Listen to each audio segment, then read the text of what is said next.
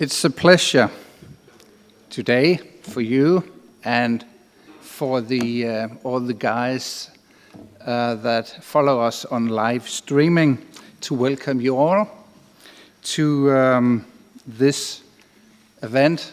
This is the 5th time we do the Drawing of the Year competition for students. This year we received more than 230 drawings from 48 countries around the world. The theme this year was Everyday Utopia. And the other 4 years, we have had the themes of engaging through architecture, which is the motto of Aarhus School of Architecture. And we have had transformation, sustainability, and habitation. So this time it was time to have utopia. Drawing of the Year 2017 focused on drawings created using digital technologies. And the international jury this year, 2017, consists of architect Moon Hoon from Korea, sits up here. And Moon Hoon was educated in architecture in Korea, South Korea, and at MIT in the United States. He runs a studio, Moon Hoon Architects, where his core interest is breaking the boundaries of architecture by experimenting and crashing and mixing with various other disciplines. And we're looking forward to hear your lecture, of course. Moon Hoon's major works includes the Hotel Rock Itsuda, the Wind House, and the Sangsan Museum. He makes short films. I don't know if you show them today. Yeah. About his architecture. And his drawings had been acquired by the Museum of Modern Art in New York and the Takuban Foundation in Berlin. And as I said, we have the pleasure later on to welcome you at the stage to give a lecture for us.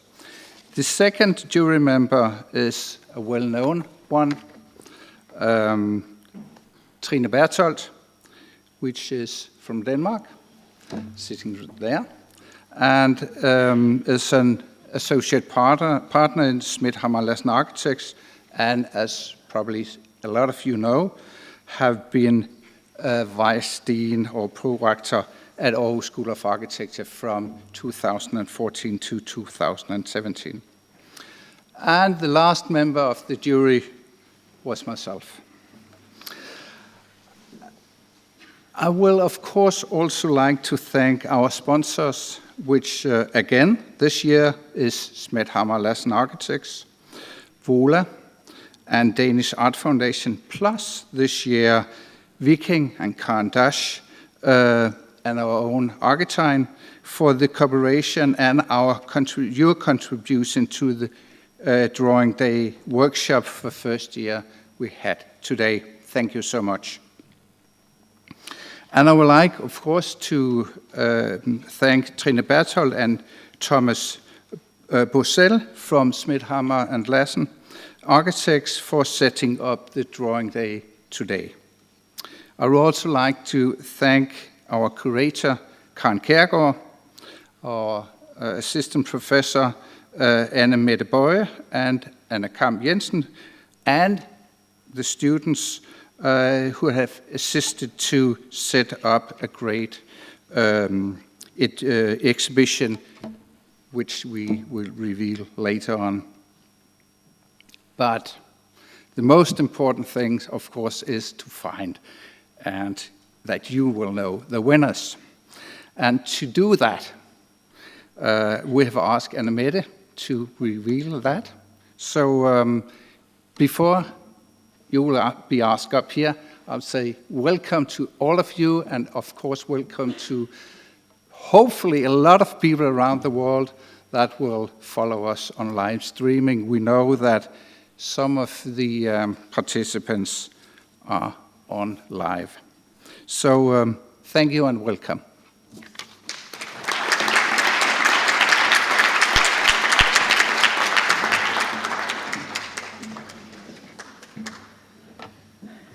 Okay, I have had the pleasure of assisting the jury, selecting the drawings, and I'm looking forward to announcing the winners right now. First, I was asked to do a little introductions, a little reflection on the drawings, really across the drawings. So I would like to say that once again, this international drawing competition has attracted a numerous of drawings that really demonstrate highly skilled techniques combined with both intelligent, playful, and explorative approach to the theme, which is everyday utopia. It is artistic drawings from a skilled hand. It is drawings where the drawer have used both the digital and the hand-drawn to create really renderings and illustrations that couldn't have been done without the digital media. But we also see many drawings that falls in between, and we see Photoshop collage that really have the power of a movie scene. The approach to the theme has been as diverse as the techniques. Is everyday utopia something that we create ourselves? Is it something that we create away from the society that we have now? Or is it a new spatial structures on how we can organize our society in the future? Or is it really an extension or a projection of the life that we already have? Is it a model that we strive for but are unable to reach? And maybe we don't even want to reach it because it works as a model, but as reality it becomes quite alarming or chilly. So the jury has appreciated a large range of diversity, and it has opened for fundamental questions and discussions on what is a drawing and what is everyday utopia. So it is hoped that these large range of diversity also can be appreciated outside this room, and that it can work as a pool of inspiration, not just the winning drawings, but actually all the drawings that have participated in the competition. So, without much further ado, let's start with the winning prizes and the winning mentionings. Of course, we're very lucky to have winners from all over the world, but at the same time, it's very difficult to fly from all over the world to Denmark overnight. So I think what we should try to do is that when we announce the winners, we're going to try to give an applause that can be heard actually to the other side of the world, at least through the live stream. So, do you want to join me on this? Yes. Okay, let's go. So, the first drawing is a special mentionings. We have 8 special mentionings. And this one is called Symbiotic Futurism, Establishing Architecture's Place Within a Progressive Society. It is done by Derek Deng. He is from China, and he's studying at the University of Auckland in New Zealand. And the motivation is, at first glimpse, the great drawing has a dystopian atmosphere, but a closer look opens for a softer reading of a sustainable agenda. The reference to a comforting textile creates new imaginations of architecture that balance the beautiful drawing between something between desirable and scary. So, let's give it an applause.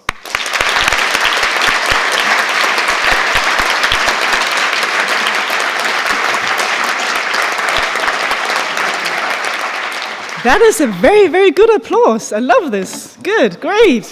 Yes. Okay, so the second drawing is called Crossing the Border. It is made by 2 persons, Alexander Fischis and Dusan Stevanovic. Well, you always get challenged here. They're both from Serbia, studying at the Faculty of Technical Science. The motivation says, this beautiful drawing of high technical quality plays with our perception of the flat and the three-dimensional. Is this Venice? Is it a sea or a pool? Are they tourists or refugees? Why is the earth in the background? And if it is the earth, then where are we? Playing with the scale, depth, and symbols, the innocence and bright drawing creates questions that leads to a disturbing story behind the little door in the facade wall. So, another applause.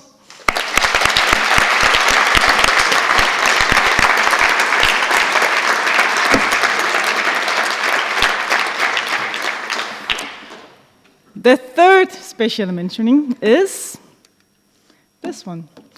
This one is called Idol, and it's drawn by Gonzalo Rojas Encina, maybe. He's from Spain, and he's studying in Madrid at the Escuela Técnica Superior de Arquitectura de Madrid. And the jury says, the drawing depicts a digitally drawn architectural machine. It creates an interlinked universe of corridors, spaces, historical references, everyday situations, and architectural elements.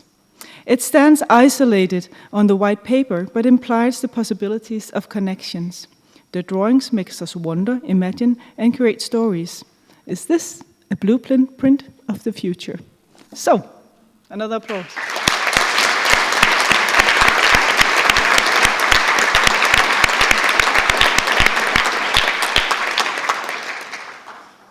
Then number 4 is called an activist artifact. It is made by Anthony Chung Min Ko, who is from Australia, but studies at the Bartlett School of Architecture in London. The jury says, placed in nature, we can imagine this Hong Kong apartment complex having been moved out and then begun growing and creating a life of its own, constantly evolving. Combining the architectural elements into a celebration of life, the drawing is inspiring and beautiful, made with high skills and craftsmanship, making us curious to explore more. Let's give it another one.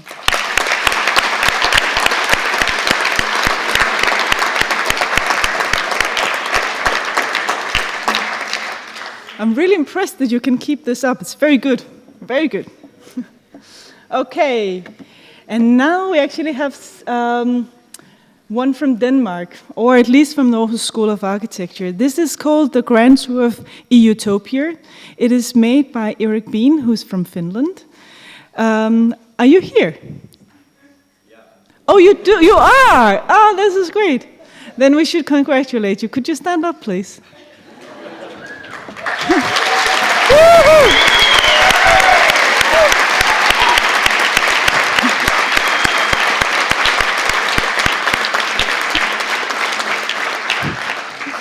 Okay, so the motivation of the jury is that with great craftsmanship, the drawing depicts the dynamic movement of elements at a grand scale. Difficult to analyze, with a lot of issues, it balances between architecture, climate change, and society. A preventive utopia that focuses on keeping us living happily. Technically, it references the drawing of Hugh Sheik, and it beautifully presents a project that is both complex and very well thought out. So, let's give it another one when she's here.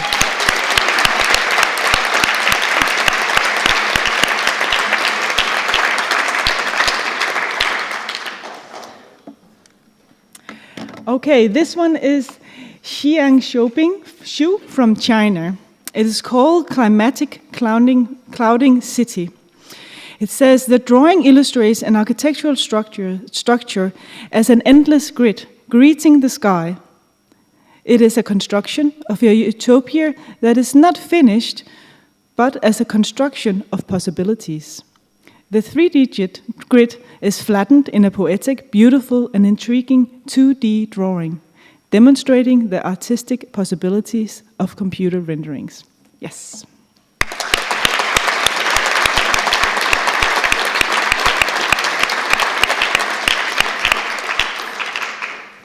So that was the first 6 mentioning. We have 2 more, and then comes the prizes.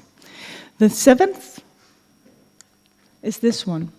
It's called Archive of Temporality, Recoding the City in a festival of times. It is done by Victor Jäger, who is from Russia, when he's studying at the University College of Cork, in the Centre of Architectural Education in Ireland. The drawing is both well composed and exceptionally detailed. Using traditional drawing representations, it presents an architectural organism that explodes and intersects. It represents growth and migration, an evolution of architecture with unseen shapes of elements, connected with lines and relations. This utopia celebrates the digital and the nature of an architectural experiment. Yes, give it a round.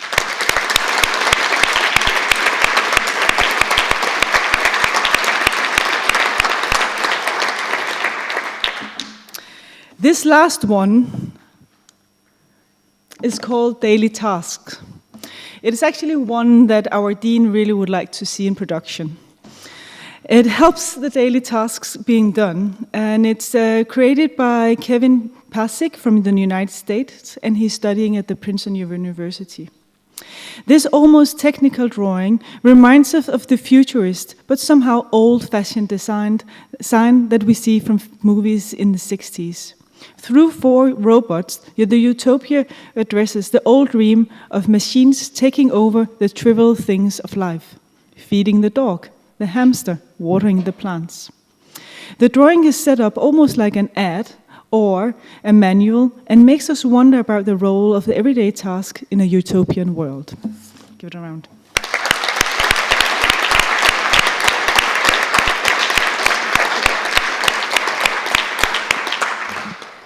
Okay, so that was their 8 honoring mentionings. So we have now the first, 3rd prize, and it goes to a drawing called Cinderella Lost Shoe. This drawing is made by a woman called Ifingerina Liandia from Greece, and I'm sure someone else can pronounce this more elegant than me. She's studying at the Bartlett School of Architecture in London, and the jury says, the drawing is a 3D rendering, drawing on historical myths and well-known fairy tales.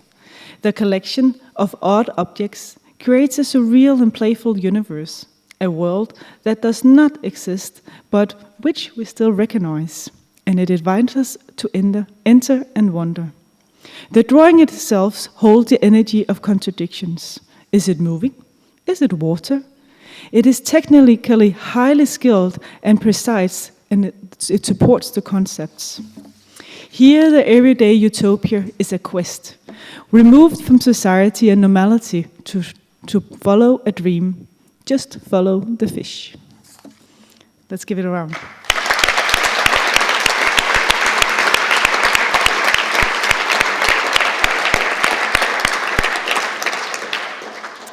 And the second prize goes to a drawing called Amazonia. This drawing is made by Richard Morrison from the UK, and he's studying at the University of Westminster. This axonometric drawing is created digitally and creates a coherent and consistent image of our world organized for shopping and distribution. Our houses are the same, somewhat traditional, but the section gives us a view of the layers of advanced technique and structures supporting this way of living.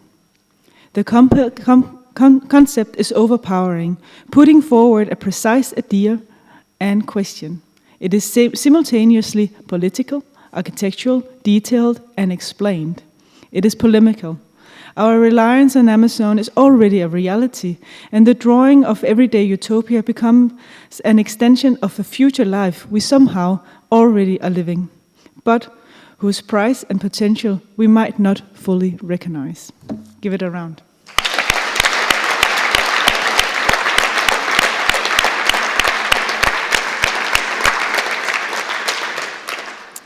Okay, and the final, maybe the most exciting part, is the winner of the first prize of Drawing of the Year 2017. And the drawing is called One Day Unit. It is created by Charles Weinberg from Belgium in collaboration with Jean Ben Ami from Israel, both studying at the Bezalel Academy of Arts and Design in Israel. The jury says, 29 globes organized in a grid depict the numerous possibilities of organizing buildings, animals, and peoples that create our life and surroundings. Everyday experiences are composed into an everyday utopian. The drawing is well composed and works in different scales, from a distance and close up, where the rich details can be explored. Playful and artistic, it connects content, message, and illustration into a strong, beautiful drawing. It is open-minded and it's open-ended. We imagine that the two people on the final globe only went to sleep to wake up to continue the story. Let's give them a round.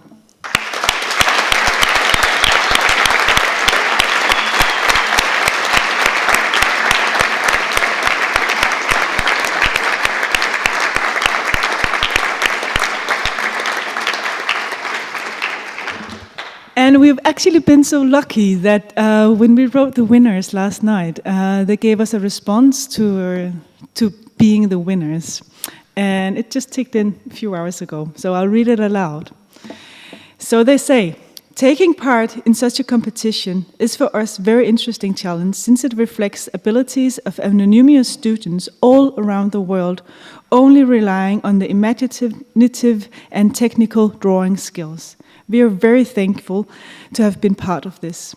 Drawing has always been a passion for the both of us. It accompanies us during the entire design process of everything we create, no matter the project. It allows us to communicate with our environment. Moreover, it is definitely a skill that the more you draw, the better you get at it. We believe drawing becomes with responsibility as well, since every single dot or line that is put on the white canvas is a commitment. However, we believe drawing is flexible. It can take you anywhere. It allows our imaginative visions, even the craziest ones, to become reality in a 2- or 3-dimensional way. Let's give them one more.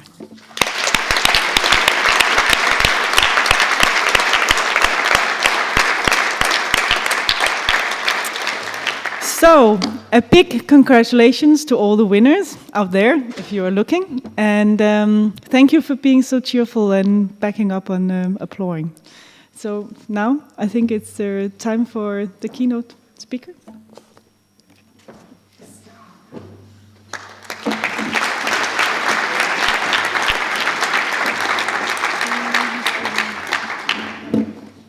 This key, right? And you turn this off first, or you turn it off, and then you start this one here. It looks like this one here. Yeah, there you go. Yes. Okay.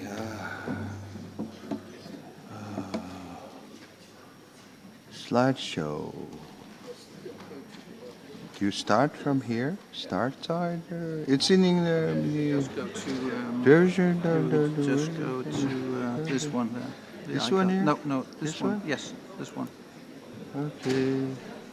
Yeah. Okay. Good afternoon. Oh, not this one. Good afternoon, ladies and gentlemen. Thank you, first of all, inviting me over to our house. I had a great time. And especially Karen. Where are you? Oh, she's not here. Okay. And also, I had a great time with the jury. Thunder and Trien. And Anna helped me a lot too, so thanks for all of you. And today I met a great architect, Danish architect one, beside BIG, of course. Mikael, he showed me around a lot of places, important architecture. It was a great experience for me. Good to see you all. Okay. This is my name card. It just says my name and the moon floating over the mountain, which might look like a bosom. Okay, today's title is Doodle Constructivism, trying to mimic Russian constructivism. I start with my thesis. My thesis was about, this is a suicide bridge, so you kill yourself, and this crematorium burns you up, and you become an energy, and it runs the love hotel.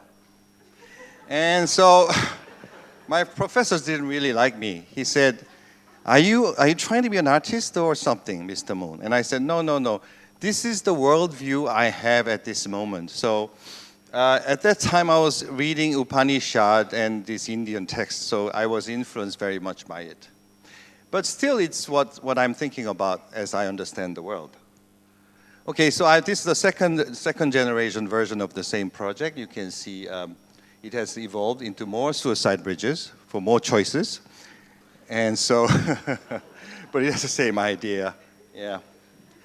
Okay, the third drawing, it's becoming evolutions, and now I'm putting in new bridges that never really connect. I'm interested in bridges that does not connect. So it's like the same thing about utopia, right? You never get it. So that's why it's valuable.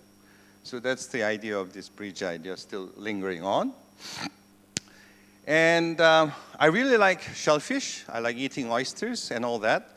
And it influences me to do architecture, like shellfish architecture also, because I have them a lot. So I'm imagining, I'm imagining kind of a soft space where you go in and the space cuddles you when you're lonely. And so drawings about that. And I have series of shellfish drawings, but this is the final drawing of the shellfish because the shellfish has become very brazen. So it's trying to escape the skin, It's trying to escape, very brazen, And so it's in the city, and the edges and everything is becoming blurry, and you need the good glue to stick to the existing city. And this drawing is also representative of my youth. When I was a student, I was doing two things very well: working hard, chasing after girls, and architecture. So I was drawing architecture and I was drawing women. But one day they merged together into one. And I was really happy about this. Oh, I invented something called body architecture. But when you think about it, when you are born, you don't remember your mother's womb, right? But remember, you were in your mother's womb. So your woman must have been a kind of architecture for men and women. So I think it has something something truthful about it. So I elaborated on this idea, and I designed some kind of woman figure in the city. And what it does is that, South Korea is famous for cosmetic surgery for women. So if you visit South Korea, you will see many women that look the same, like doppelgangers. Anyway, so my idea was, you go inside and you come out as a totally different person. But I'm expecting that you are spiritually enlightened at the same time. And I'm also interested in energies, like religious energies. So in Korea, there's a lot of strong tradition with shamanism. So when you think of shaman, it's like old techno, like old people shaking strange fruits. But that's why we look down on them. But if we give them a kind of tool of modern technology, like laser beams or something, then they could be, we could look at them. Maybe he could show miracles, So I'm drawing quite often the pavilions of shamans. And I also like drawing with narratives. For example, the story goes, there's a building really big. It's been lying down for thousands of years. Nobody can be able to put it up. But a woman comes around and kisses the tip, and it becomes an erectile. So I think that's so no matter how big a building is, a woman can make it big, okay? So that's the story of erectile. Now, this is doodles of drawings of my diary. I keep doodles because I'm still a kid and a teenager. So I sometimes go to a restaurant, and this is in Korea, it's called chuotang, which is like a slimy fish. So it's really scary to eat them alive, not alive, but they're really slimy, but it's an experience that you remember. So I cherish that moment, and I hope that this becomes some kind of architecture in the future, maybe soup architecture. And this one on the right, it's very hard to know, but I had, this is the lunch I had with my parents. It's a section of a duck. So you see the skin, the meat, the bone, the stuffings. But as you know, as architecture students, we all think about in scale. So if we imagine that if we are germs, then this duck could be a great space to live on. So I'm just switching into scales to just experience it. And this is trivial things. So I bought some Uniqlo clothes that day, just for the record. Okay, now I'll show you some real projects now. I'm shaking because I'm sort of nervous and I'm sort of thirsty. So this is a project I did. And I'm just showing you these drawings because I make a lot of funny drawings inspired by maybe Akigram. But the top is inspired by traditional Korean architecture. And I'm just making them, I'm providing them with legs so they can move into the city because they are usually hermetic. So that's the idea. But when I do many drawings like that, one day a client comes and wants to build something that is not exactly the same, but similar. So this is the drawing. This drawing became a reality. But you see, the client wanted something like that. But the funny thing was that we finished the drawing and the construction documents, but he didn't have enough budget to build it. So it was finished as a product, but it wasn't built. But anyway, it became a real project. Okay, so when I met this client who said just vaguely that he wanted housing on top on a piece of land, I just doodled without much thought. I tried to build some kind of military-looking, half-walking tower, and I just forgot about it. The client is usually, the clients that come to me are usually very eccentric, idiosyncratic, or usually they're rich, I don't know, sometimes poor. This guy has, one day he appears in, AMG, the next day he appears in Ducati, the next day he appears in Aprilia. And he actually designs everything for me. So I have to package it, that's all, Anyway, so I was trying to be very logical and architectural, so I designed this idea like this, So he wanted 4-story house on top of rental space and a parking. And I put some cloud on and said, this is an infinite tower. I thought he would like it. But he said, he saw it, he said, oh, Mr. Moon, no, you showed me the sketch before. Build something like that. Why are you doing this shit, So, all right, I'll be back. So I tried back to the drawing, tried to make something that looked like this. But as you see, it's a little strange because drawing needs some kind of translation to make it an architecture. So he liked it, but I wasn't so sure. So I did something called inspired by pills, healthy tower. It's a healthy, And it looks a bit like Jean Nouvel's tower. And I did something that breathes a little bit, and it turns out to looks a bit like Calatrava. And I did one suicide version again, they said. But this looks like Morphosis's work. So anyway, I was not really satisfied with what I was doing. So I was sitting down. And sometimes you have epiphanies, you suddenly something comes to your mind. And something came to my mind. That was, I called him, hey, the client, send me the fingerprint. Send me the fingerprint. Why? Just send it to me. And with a fingerprint, I built his tower. So it's a fingerprint tower. So it's a unique building because it's his fingerprint. He loved the idea. Oh, finally I have a unique building. So, I was happy with it because, I just, it's sort of fun. It has a story. I mean, it could be any kind of parametric design, but it's actually based on his finger. So it could work in many forms. So this is the detail here. His house and rental space, parking. He has many cars, and there's the details. But the thing is, it's the permit, the regulatory board is saying that this building is too conspicuous and too high compared to the neighbors. So it's now in the process, and we are afraid it might not be built, but let's wait and see. As you can see, I like playing with architecture. So when you build a finger, what do? You can finger the whole world, right? So,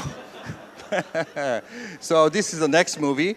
So I'm fingering the world, I'm doing this because I'm really angry with Mr. Kim Jong-un shooting missiles, So always shooting, so okay, as an architect, I have to do something too. So I'm going to shoot my missiles to him. And so that was the idea of a movie. And also, they can be dildos, I'm sorry I'm not offending anybody. Okay, so I had an exhibition in Brussels, so it was my chance to show the Western world what I thought about it. So you can see the northern missiles and all the missiles in South Korea. These are all my buildings. Okay, I'm just, second one is called the Wind House. And this starts with the drawing, okay. Long time ago, a client came and said to me, why don't you build me a wind museum in Jeju Island, which is a really windy island.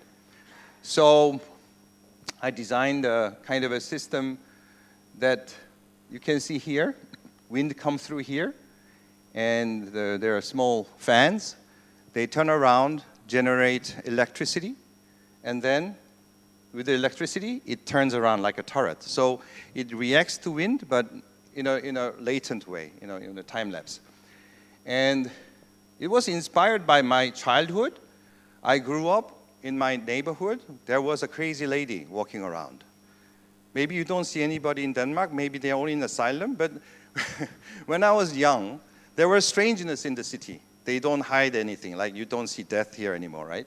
So I remember this crazy woman walking around with long hair in the wind. So I was inspired by her. So this is what it is, a crazy woman's hair flying. But sometimes a project is too good to be true.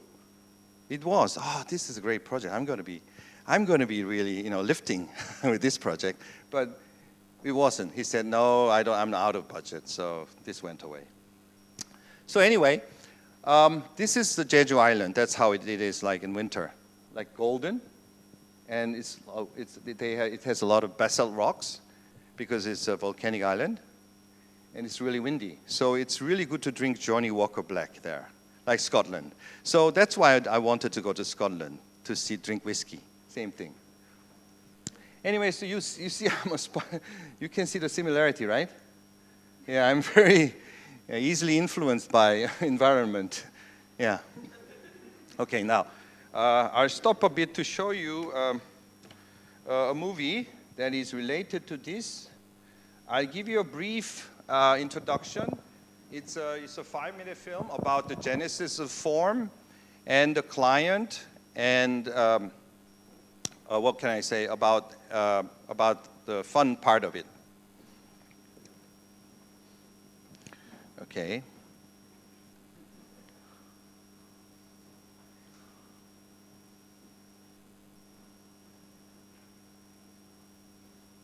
Do I full it or just leave it? Oops, sorry.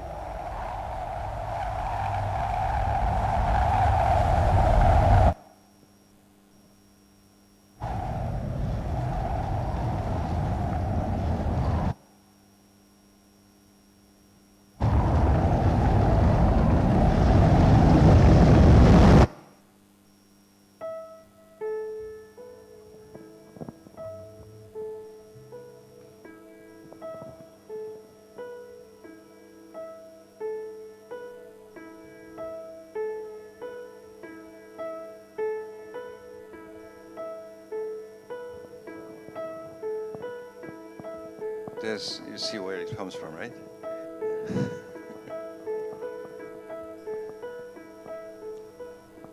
This is a scene of an imaginary city that is related to his city, actually. The client is a doctor. We are zooming into the doctor's office. He's a doctor. He's a very strange doctor. Eye doctor, actually. I mean, we are going into his brain. Let's see what he's thinking about.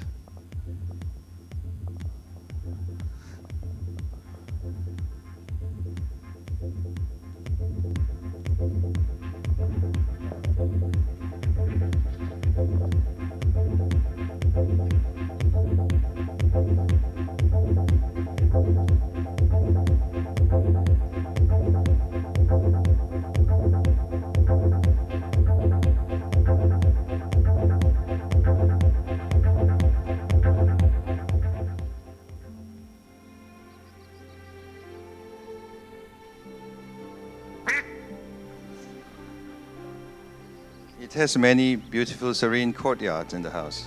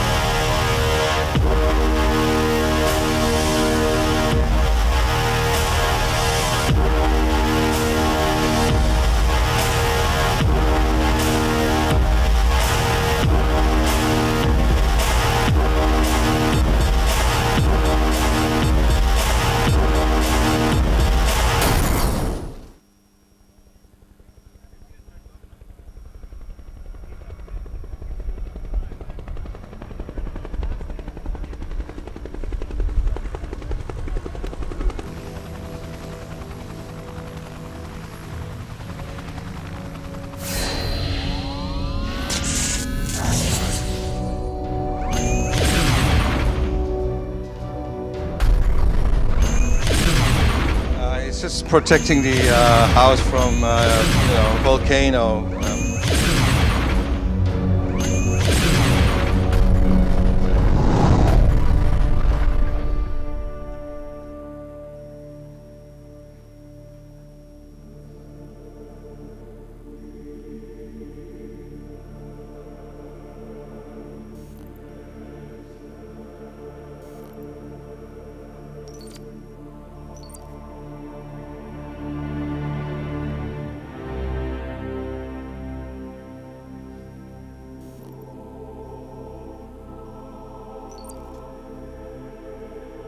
A new generation of basalt rocks.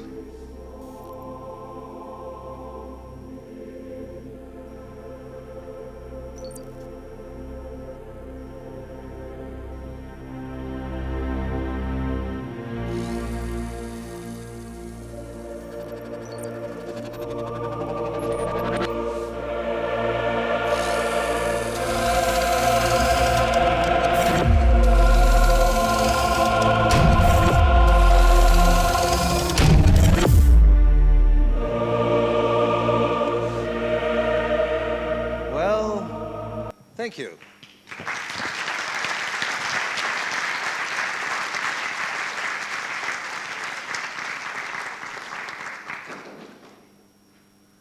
This one again, right? Yeah. Okay, so so this project is it's from it became a project directly from the drawing. So it's basically a weekend house for 3 units, one here, and one on top. So you saw my body architecture and all that. So I was thinking about a cozy space that reminds you of the womb that you don't remember. So, and it could also react as a kind of a musical instrument, but we forgot that idea. So this is basically the view of the town. Many people wonder why, how do the neighbors react to this situation? But I'll explain to you ahead, because this is an artist town, so they were really welcoming these projects. Oh, finally something artistic is coming to our town. So I really didn't have any friction at all. So this is general view of it, and basically the base of house is very low because generally speaking, it's so windy that many Jeju Island houses are really flat because of the wind. So I try to mimic that with a low window, low ceiling. So it's very conventional, livable. And there is something that is very special that goes, so you go in and you open the latch, and then there's this is, I think, is a golden shower. and why are you, okay. And this is the bathroom. So, you have to choose who you go with, okay? Okay. As a doodler, when I'm tired, you see, in my 20s, I just met a philosopher today for lunch. And when I was 20, in my 20s, I was really interested in philosophy because I had questions about life. So I would buy a big book. This one particularly was, I think, Heidegger and Being and Time. So, but you know, I'm almost dyslexic. I don't like reading. So what do? I play with the book. So I draw lines and connect, so to make a new book out of this thing. So this was the practice I was doing with the book. And I would play with books like this and try to make architecture out of it. So, you know, it's all about lines and, you know, regulations and property lines that I'm really inspired by. So a lot of my architecture is dependent upon not my initial design, but regulations and restrictions that I have to face. So I take that to my advantage, like judo. You know, when he comes, opponent, I push it forward.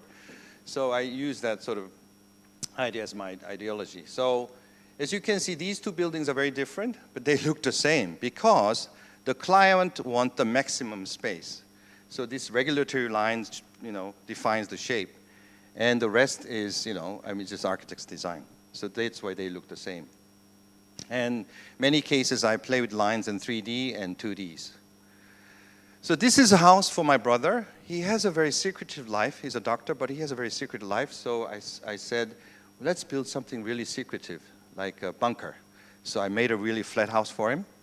And at first, he liked it. And I was thinking about a Magritte drawing, like a house that like mimics Magritte drawing, where the stone is floating, you know. At night, the light comes, you know, and then there's a stone floating. But he is a very whimsical character. When I finished this, he said, I've changed my mind. I don't like this anymore. And I said, you are my brother, I know, but you have to pay more. And he said, I'll pay more. All right, I lose. So I built something more extravagant for him. And so the extravagant house became. This is usually, you know, many times I do drawings beforehand, before any projects, prior. So sometimes I was thinking about, you know, this kind of house in the view. I mean, you can see this kind of architecture anywhere. It's ubiquitous now, but so sometimes I did that. So anyway, so I put this house and I flipped it up and then rotated it and braced it again like a bondage because of the wind. And so this became his house. He seems to like this better. So this is the house he lives in Jeju Island. It enjoys many views around the Jeju Island, many terraces. But inside is where the trouble is, because many times architects have liberty making the form and general, you know, outline, but interior-wise, you know, the clients can become really picky. So my brother said, I want really simple interior. So inside, it's a very simple house. Very simple, utilitarian. There you go. And recently I worked with what's his name? Jan Edler is a German media artist in Gwangju area. So I built kind of a pavilion for the city using the existing building. So I built a staircase that connects the building. And we proposed some kind of a signage that goes on top. The change was, it's hard to understand why there's change without the context, because Gwangju is famous for the revolution. So it's a city signifying change. So that's what he did, and I did this part at the back, which is the pavilion. Yeah, it's sort of psychedelic, trying to look more dizzy as ever. And I think it's open now, so you can, if you come down to Gwangju, you can visit. And I do some public buildings, not public, private cultural buildings. These are 3 examples I want to show you. These all, what I am interested in when I'm doing sort of semi-public building that relates to the streets. I'm interested how they react to the streets. So for example, this building is inspired by a movie called Moon Junction. Anybody know a movie called Moon Junction? No, it's done by an American movie. It's a sleazy erotic thriller. So I was imagining a kind of a dark, wet space, and the girls would be standing outside, like, you know, luring men to come into the building. So that's the theater aspect of the building. And there are 2 horoscopes that represents the client's 2 of the brothers. And this one is a building for K-pop stars. I don't know whether you know K-pop, but this is so when they train, sometimes I'm imagining that once in a while, they would perform outside for the streets, so the street become a festival. That was the idea. This one was another idea of the fashion store. I proposed the bridge on top of the first floor so that fashion shows could happen. So the street becomes festive. So what I'm envisioning is a festivity of the city, you know, not a quiet city, but really festive city. So these are the drawings. And it looks like this. And it looks at night, it looks like that. Some views. There's some depth. And you go inside. It's sort of dark and wet. The K-pop curve is, this one's the K-pop building. It deals with the corner and how it penetrates the corner. So that's the concept. And this is the fantasy I have of the city, but it never really happened. But you can see me here and the woman in the movie, right? It's all connected, like the universe. And this is what it looks like, generally, from various views from the streets. That's from the basement going up. Basement, first floor. Staircase, second, and the living headquarters and the roof. The third one, this client is related to the Wind Museum. He's really eccentric, and he has a really glaring eye, so I put something of an eye for him on top of the building. And he always proposed in a very poetic way. He says, my building should be like a spring in the deep mountains. Okay, that's all he gives you. All right, so I literally do a mountain, and then there's some mysterious pond in it. But actually, it sort of works out, and he likes it. So this is the final thing, and it worked out. See, and there's a water that crosses water like that. So hang on a second, does it? Okay, that's the concept. Yeah. So that's the fashion show concept. And I have, my life has been building, designing buildings, but I always try to make a short film for every project. So I actually have a movie for this one, but I couldn't show every movie because it would bore you. But this is just about, just a short story about how this building is actually a rabbit. It has ears that comes out and goes and crashes into the moon. And in Korea, we have a belief that the moon, when you look at the full moon at night, you see a rabbit doing something like this, to make some rice cakes. So, no, what I'm trying to say to you is this. If you think you know this story, when you see the moon, you actually see it. So it's really a funny phenomenon. If you imagine something and look at something, you see it that way. It's like you are looking at the cloud, you can discover many things. So this is what it's about. Okay, this is also a house for my high school friend. He was really a weird person, much more weirder than me. And he bought a piece of land and he said, Mr. Moon, I want a house with a view to the river, but I didn't have much money, so I bought this piece of land. So make me a beautiful house. And this is the client. They are both animal doctors, and they are very unhappy usually. And even now they look like this, So, maybe he's angry if I show him around like this all the time. Anyway, the concept of the house was like he's a wanderer, so I would design the house, a wandering house. So he wanders around and enter anytime he wants. So that was the concept of the house. And also, with that in mind, there's a lot of traditional Korean house reference to it in scales. And also, it was, as you can see, it's worked off from the property line. So if you just shrink it, offset it, you have a project. And if you shrink it, you have a boiler room. So as a student, you choose a really complex piece of land, and your project will be very successful. And that's the second floor. And the house has a pool.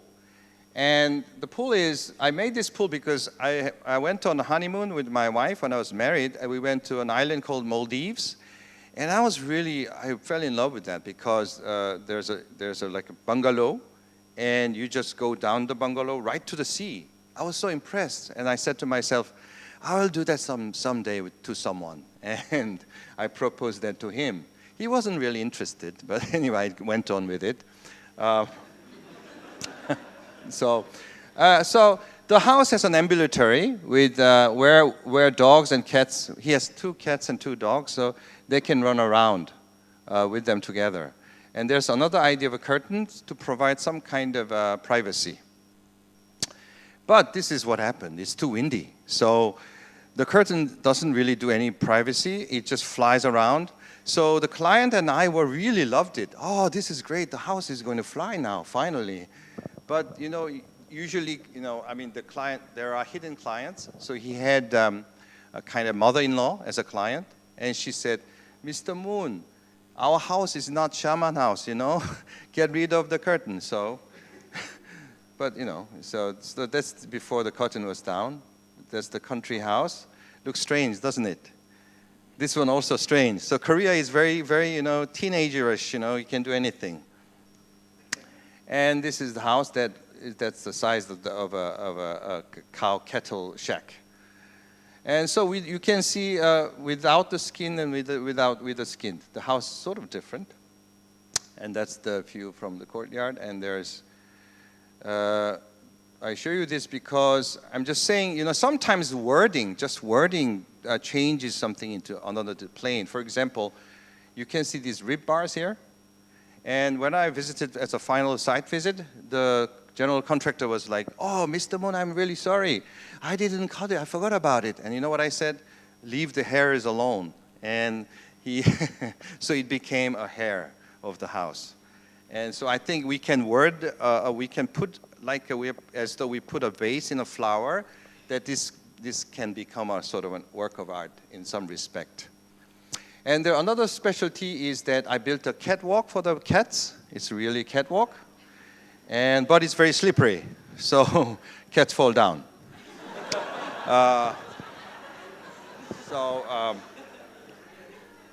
So there's cats live there and dogs live here. Okay. And the thing about this curtain is when you walk around, I mean, even though the curtain is not alive, it caresses, it touches you, so you sort of feel as though, is this a kind of a living sensation? You have that. And another sort of a fun part of the house is that made a kind of a door that looks like this, but this is actually a thief protector. So when you open the door, your head bangs to this part, and you fall into the water. Yeah. And actually, I really fell. Yeah. And this is the pool. This is the pool, and as you can see, we ran out of money, so we couldn't filter it. So in a few months, it became an animal farm. Like frogs and everything. So conceptually, it's one of the most successful houses I've done so far. It's an animal farm. But inside, you can see when it's not blowing in wind, it's really good. Privacy, it's very different. And you're supposed to see the movie here like that. That's a general view of the house. And the house is flying. Why? Why it has to fly? Okay. You see, I used to play Second Life. Does anybody know Second Life here? Oh, there's some. Okay. You know Second Life. Not anymore, right? It's dead. Okay. When Second Life was around, I thought I would move all my projects into digital world. But I need a story, okay? I just cannot put it right away. So I said, okay, I'll make a story. The curtains turn into wings, and the basement becomes something else. So there's a silly story here. UFO, unfriendly flying object, comes and takes away the boiler room. But this is a very timid, shy thing. It runs away. This house runs away, and turns into the cockpit. And you can see Marilyn Monroe and all these people and everything related to wind. And he goes over to India. Why have this picture here? Because my client, my friend, is a weirdo, and he said he can convert Hindu people to Christianity. And I said, oh no, don't do that. Find your own island. That's what I told him. This is another pension in the very beautiful part of Gangwon-do, which is in the east coast. And usually pensions are just rent houses for fantasy. So they start with usual square is about 33 square meters, 3.3 by 10 meters. but I try to explore them by expanding and contracting the spaces. So with these ideas, I came up with many different variables. And on top of that, the client wanted, he was very impressed by Spain, Spanish bullfights, so he wanted something that could signify bullfight. So I put a horn on it, and he said, oh, good. So he was satisfied. And the rest, he said, Mr. Moon, you can do whatever you like we do. What the rest of the theme you can put. So I said, okay, good. I like Ferrari, so I do a red one for Ferrari. I like airplanes, so I'll do one for the airplane. And I do some Barbie doll versions. And I also, like the house so you saw before, it has like, the curtain that flies around, a movement, right? Architecture doesn't really have a movement. But so this time I wanted to make some kind of movement again in a more aggressive way. So I looked at the sky. I didn't see this, but this is a photograph, of course. Comets have tails. Long things that moves have all tails. This is the sperm, small things that has tails. But the reason I put sperm is that sperm in Korea is 정자. It sounds same as pavilion, which is also 정자. Okay, that's why I put it there. So I'm playing with just words. Anyway, so I put tail in the house. I wanted to make it look big too, with low construction, With less money, you can make it look big, like long tail. So I put tail in front. I proposed this one, but this was too dangerous, so that wasn't done. Okay, this is car wagging to ladies, yes. So we are just... Can you, why cars have racing girls? Why not architecture girls? So I often, when I give lectures in Korea, sometimes when I spot a beautiful lady, I ask her if you could, be a model for my architecture, but I never got one so far. So maybe they are really angry or something. That's the plan. And I use a lot of SketchUp. It's a very simple tool. I don't really, we use Maya and we use Grasshopper or whatever, but I often like using SketchUp because it's like using watercolor. And this is the fun part. The construction, the makers were really excited about it. Even though it's just concrete, they treat it like as an animal, like, oh, this is a horn, So no, what I'm trying to say is that, like, architecture is an abstract art, right? So figurative art, they would look down upon, sort of, with the stigma. Like, how can you make something that looks like real? But for me, I think the clash between this real thing and abstract architecture somehow speaks a language of its own. So it's in the nature, in the forest, and people think it's not very well suited, but I think contrasting existence is very important. You have to exist in contrast, Yeah. So the house is always horny too, And you have tails. The tail is what you go inside. It's a giant hammock.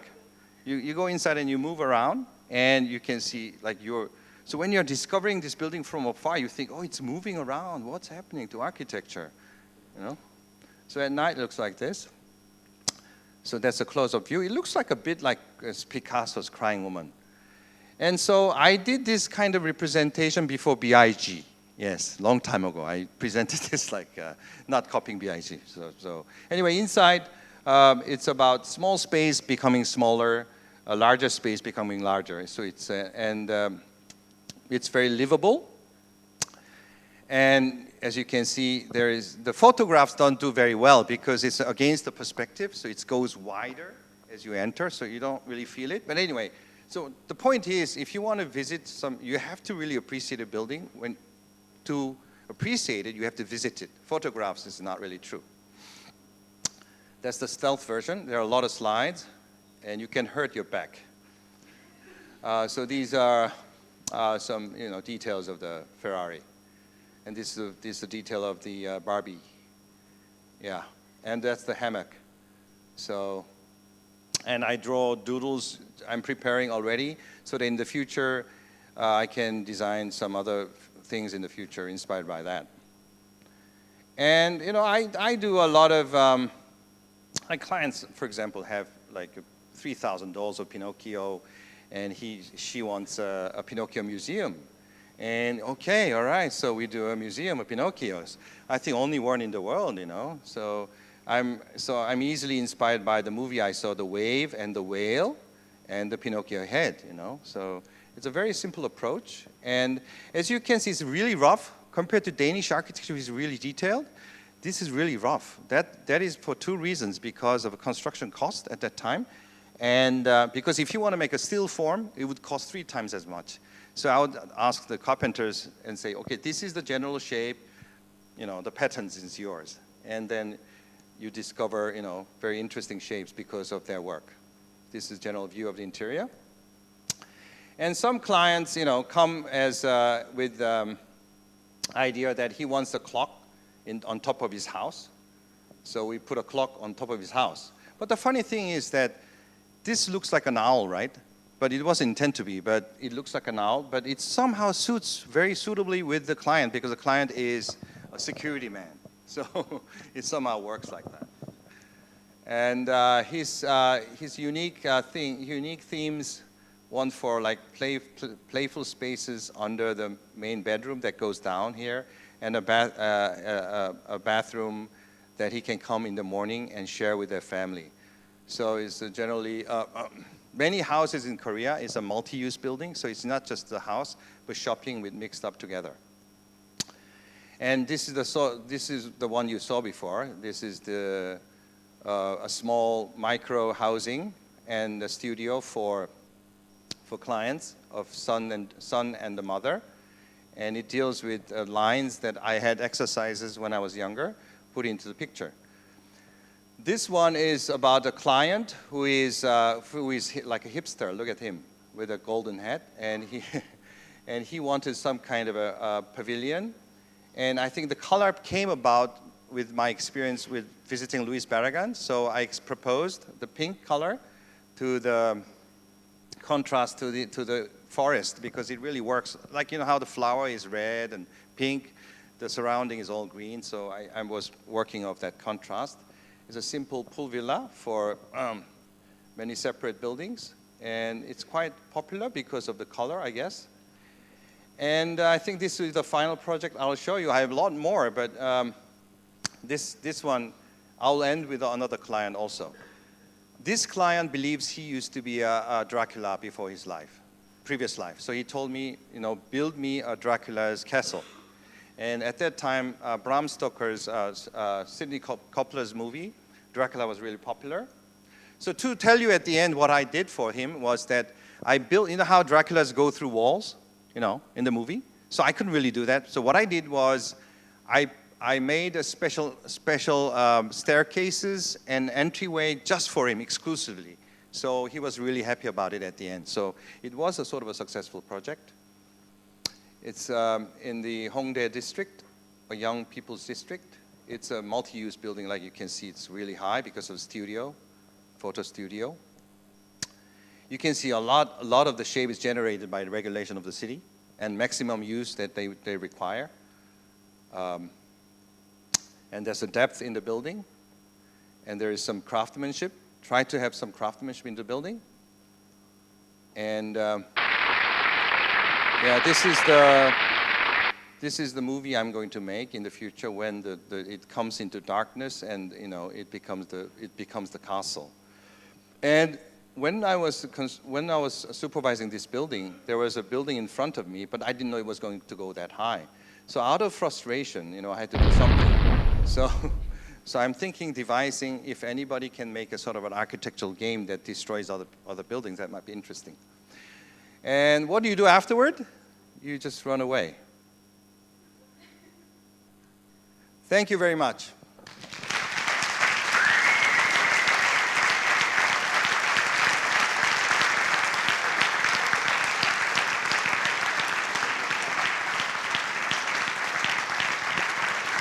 Thank you. Very courteous crowd. Very courteous crowd. Thank you very much. Nobody asked me to do this, but if anybody has questions, you can ask, and I can explain a little bit more. If you don't have to ask. But if you have any impending questions, as you can see, I'm very silly, so you can ask silly questions. wait a few minutes. Yes?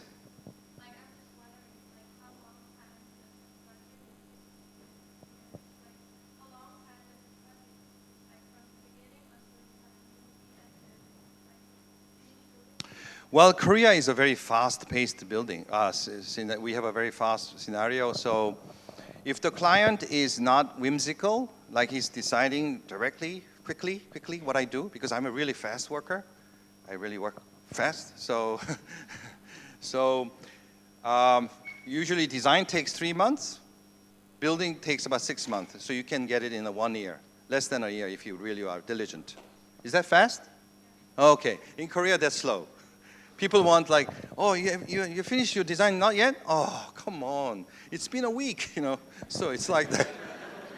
Yeah. So it's really fast-paced. Compared to Denmark, you'll be shocked. Like, you do so fast. That's why there's no detail. Anyway. All right. Anybody? Okay.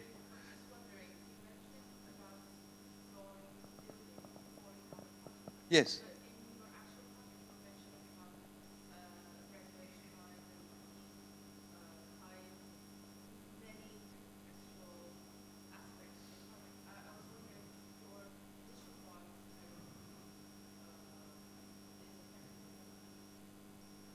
Some cases, yeah. In some cases, I haven't been very explanatory about it, but in some cases, I think the regulations, I probably double the regulation lines to make the shape.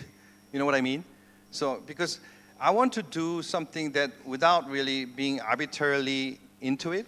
So if the situation makes the building, I'll let it go. You know what I mean? If the situation is really hard, I wouldn't mind it. So, but in Jeju Island, that was a low regulation area, so I could do anything. But mostly it's really tight.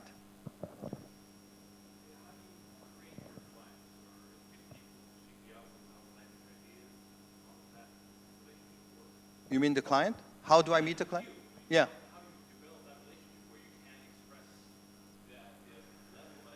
Oh, I think usually clients come ready. They're the crazy ones, so.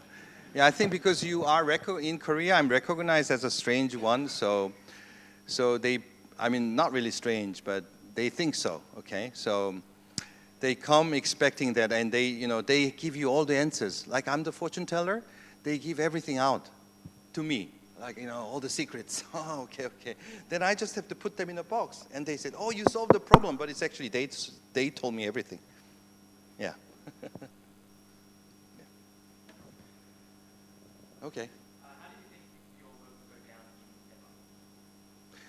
Well, I don't know. If I'm invited, I'm sure I can adjust to the Danish situation, like Danish pastries. Yeah, I think I can work anywhere. I mean, it's a matter of, am I hindered by culture or anything? It doesn't really matter. I could work in any culture as long as the client wants me to be here or where else. As long as it's interesting, I'll really enjoy it, but I don't know. I'm not, you just can't walk into a country and say, hey, I want to work, That's not going to work, right? So, yeah. Yes. All right, okay. How can I make it? Do you think it's sexy? Are you complimenting me or what?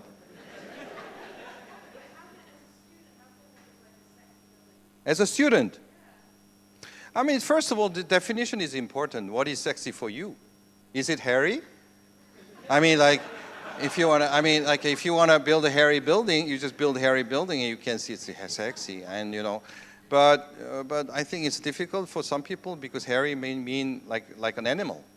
So I was talking to architects, I think yesterday or sometime, like woman's architecture could be different. That's what I thought, because we don't wear lingeries, but women wear lingeries and bra, so it's an experience that we don't have. So maybe that kind of experience can be conveyed to architecture in a good way. So I'm not saying architecture can be anything. It can be anything, but it has to be good in a way. You know what I mean? You can do bra architecture, but if it's good, I think it's fine. But maybe society doesn't like it. I don't know. Yes.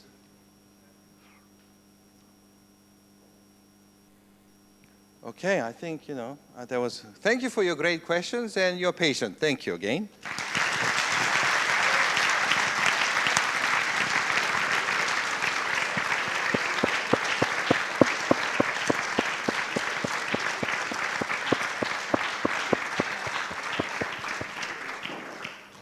Thank you, Mr. Moon, for an inspiring, funny, and sexy, and probably one of the most funny and successful lecture of the year. So thank you so much.